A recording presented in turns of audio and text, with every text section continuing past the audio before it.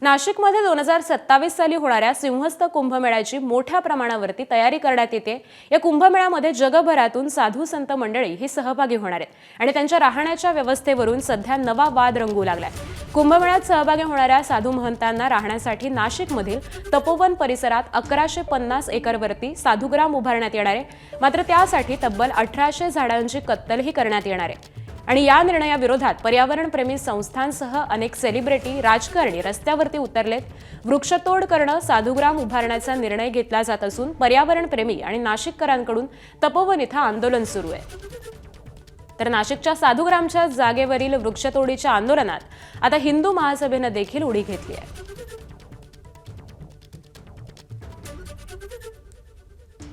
सरकारी जमिनी विकून दाबून सुद्धा ह्या राजकारणी लोकांचं पोटच भरत नाहीये। म्हणून आता साधू संतांसाठी राखीव असलेल्या जमिनीवर सुद्धा यांची उपक्रम दृष्टी पडलेली आहे। हिंदू महासभा हे होऊ देणार नाही। आज दुपारी 1 वाजता तपोवन येथील झाडांना दोरा बांधायचं, झाडांच्या रक्षणाची हमी द्यायची आणि झाडांचं पोषण करण्याचं काम हिंदू महासभेच्या नाशिक शाखेच्या वतीनं होतंय। दरम्यान तपोवन येथील वृक्षतोडीच्या निर्णयाविरोधात विविध राजकीय पक्ष एकवटलेत। ज्या वृक्षांवरती फुल्या मारल्या त्याच वृक्षांवरती विविध पक्षांकडून गमछा बांधत निषेध व्यक्त करण्यात आलाय। याचाच आढावा घेतलाय आमच्या प्रतिनिधींनी, पाहूयात।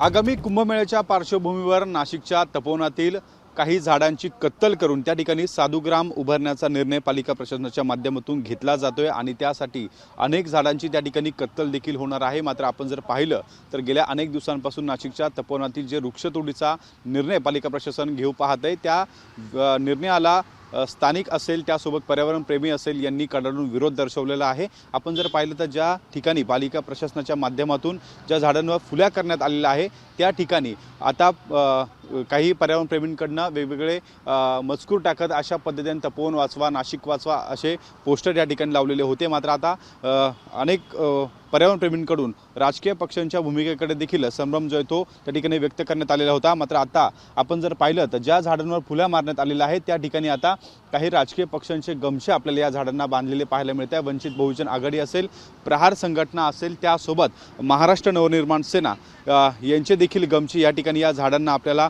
बांधलेले असल्याचं पाहायला मिळतंय। एक प्रकारे तपोवनातील झाडं वाचवण्यासाठी एक चळवळ ही नाशिकमध्ये उभी राहताना आपल्याला पाहायला मिळत आहे आणि त्यानंतर आता राजकीय पक्षांनी देखील या ठिकाणी या झाडांना ज्या ठिकाणी जे झाडं तोडले जाणार आहेत, ज्या झाडांवर फुल्या मारलेल्या आहेत, तर राज ठाकरे असेल, उद्धव ठाकरे असेल, त्यासोबत अनेक राजकीय पक्ष या वृक्षतोडीच्या विरोधात आता मैदानात उतरल्याचं आपल्याला एकूण पाहायला मिळत आहे। आणि त्यामुळे आता खरं तर नाशिकमधल्या साधुग्राममध्ये जे झाडं तोडली जाणार आहेत त्या ठिकाणी आता या साधुग्राममधले झाडं तोडू नये यासाठी आता राजकीय पक्ष देखील आपल्याला या वृक्षतोडीच्या विरोधात एकवटल्याचं पाहायला मिळत आहे। कॅमेरामन मयूर बारगेसह शुभम मोडके, एबीपी माझा, नाशिक।